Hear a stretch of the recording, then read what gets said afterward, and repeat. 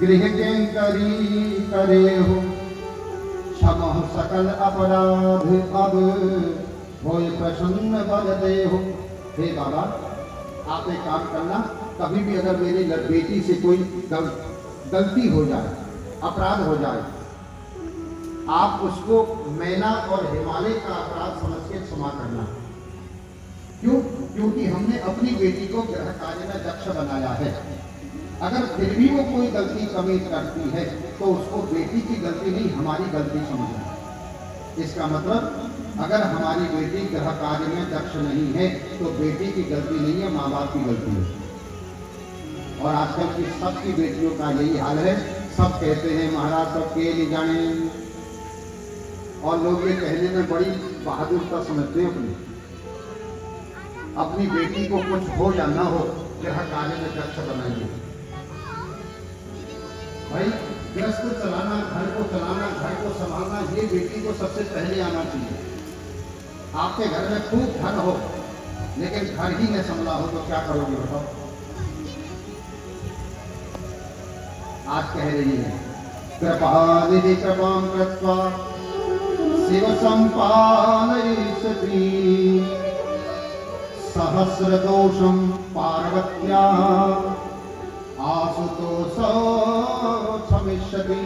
हे आशुतोष, मेरी बेटी से अगर 1000 अपराध भी हो जाए, ये कभी कुछ करेगी नहीं, गलत हमें पता है, लेकिन उसके बाद भी कह रहे हैं सहस्रम दोष पार्वत्या, 1000 अपराध दोष भी इससे हो जाए तो आप हमारा अपराध समझ के क्षमा करिएगा।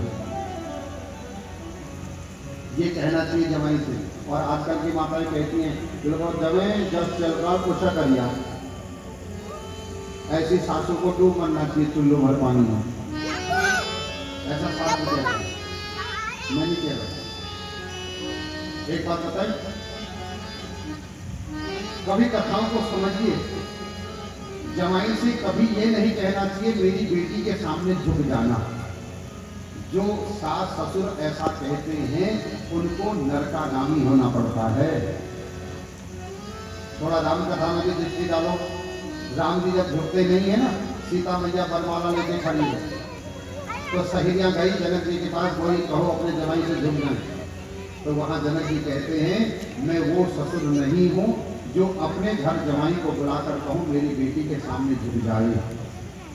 मैं अपने जमाई को बेटी के सामने झुकने को नहीं कह सकता। तो पहले माला कैसे पड़ेगी? बोले गुरु जी से कहो, गुरु जी कुछ करे। कभी कथाएं सुन के समझो भैया। तो यहाँ पर ये बड़ी दिव्य चर्चा है।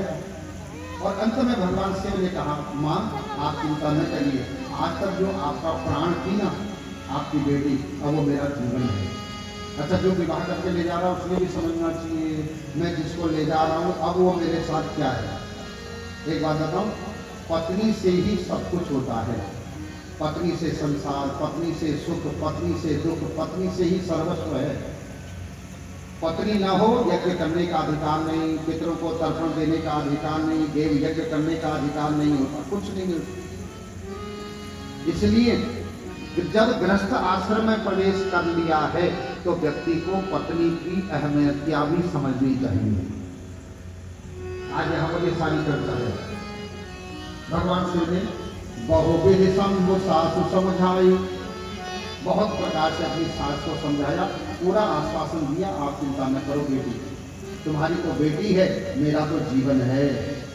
जब ये रहेगी तब मैं भी रहूंगा, यही नहीं रहेगी तो मैं क्या करूंगा। इतनी समझ चाहिए महाराज, तब जाकर ग्रस्त मिलता है। उसके बाद आई अपनी बेटी के पास, अपनी बेटी से कुछ नहीं कहा। थोड़ा सुनिए, बेटी से कुछ नहीं कहा लेकिन सप्तऋषियों की पत्नियों को बुला करके कहा आप समझाओ मेरी बेटी को। क्यों?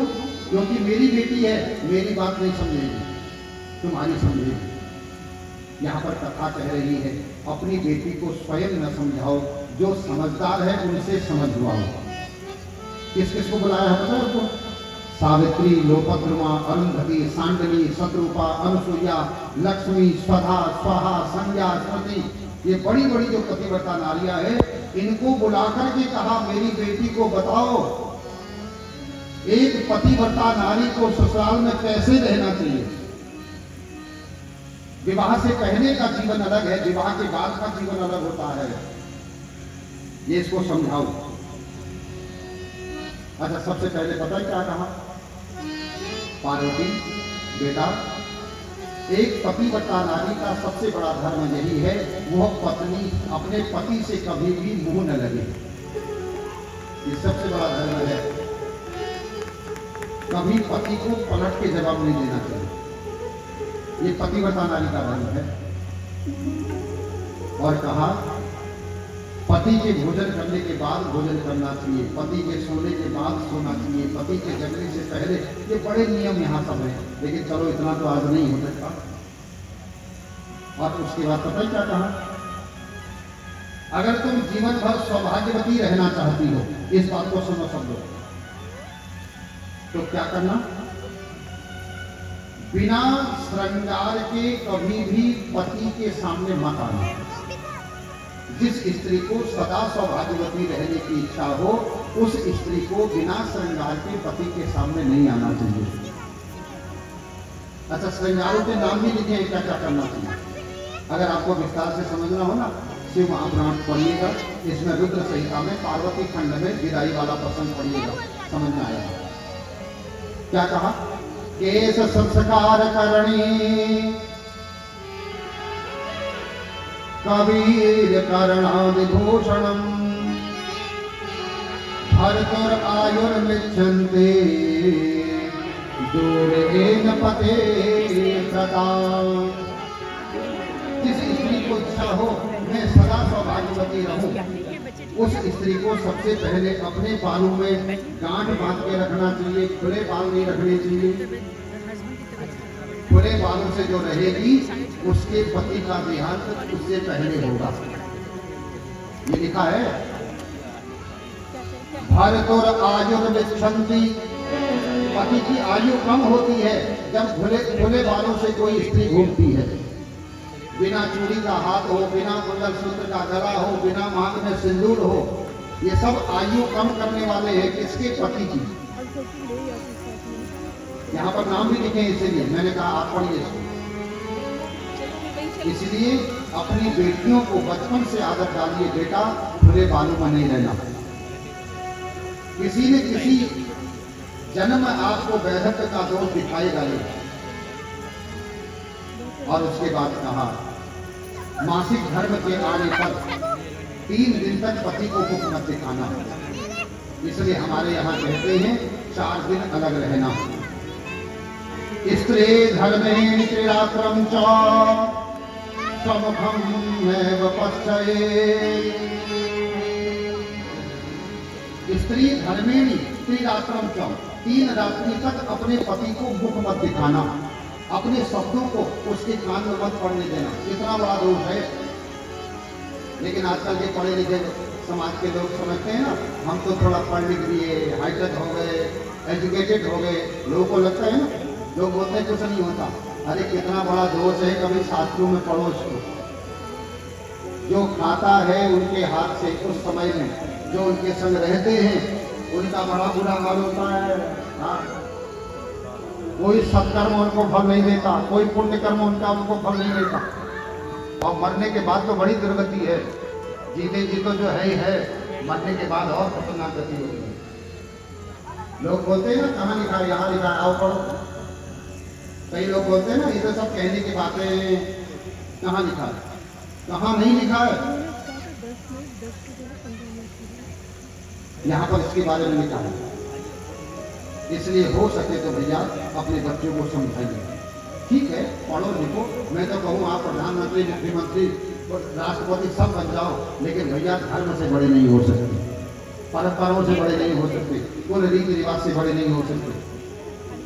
ये आपको मानना ही पड़ेगा, तभी कल्याण होगा। आप धन कमा सकते हो, लेकिन कल्याण नहीं हो सकता बिना इनको माने। आज यहाँ पर कैसे, कहाँ पर खड़ा होना है, कहाँ पर खड़ा नहीं होना है, पतिव्रता नारी को किसके संग जाना चाहिए, किसके संग नहीं जाना चाहिए, सब लिखा है। अब समय नहीं है इतना, नहीं तो मैं आपको सोचता तो था मैंने कि थोड़ा बीच की कथाओं को संक्षेप करके यहाँ पहुँचूंगा करके, लेकिन नहीं पहुँच पाया। और पता है अंत में क्या कहा?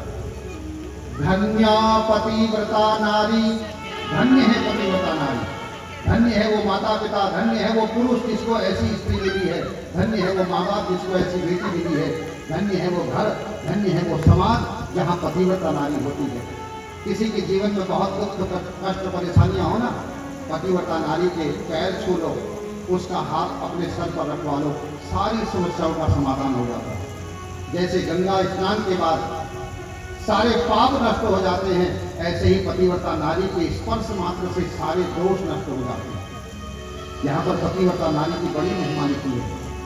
धन्या पतिव्रता नारी, धन्या पूजा विशेषतः, पावनी सर्वलोकानां सर्व पाप विनाशनी।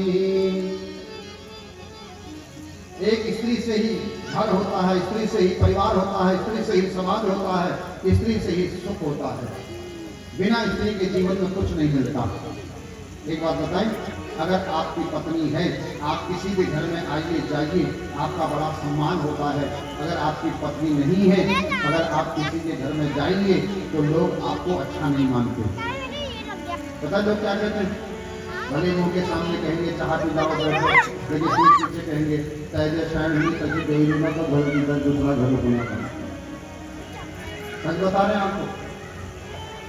पत्नी के होते हुए बड़ा सम्मान होता है समाज में, बड़ा आदर होता है समाज में, लेकिन पत्नी न हो तो कोई समाज में सम्मान नहीं करता महाराज। यहाँ पर ये सारी बातें लिखी है। इसलिए आपसे एक निवेदन करूं, जब तक पत्नी है पत्नी का सम्मान करिए, मान रखिए। कोई रोग हो जाए ना, समय पर उसको दिखाइए, ताकि बुढ़ापे तक आप दोनों साथ चले। धन्य है वह जोड़ा जो बुढ़ापे तक संग चलता है। इसके साथ अंत में विदाई का समय आया, पालकी में बैठाया। अब प्रसंग तो बड़ा देखिए था, लेकिन कम का समय नहीं है क्योंकि अंधेरा हो रहा है। उसके बाद पालकी में बैठा करके पार्वती को हिमालय की ओर, कैलाश पर्वत की ओर विदा किया गया है। वहाँ जाकर के भगवान ने सबको सुंदर विदाई दी है। सब देवता गए हैं, भगवान पार्वती के संग बैठ करके कुछ चर्चाएं कर रहे हैं। कल मौका मिलेगा तो थोड़ा सा शुरू में दृष्टि डालेंगे विदाई के समय के प्रसंग में।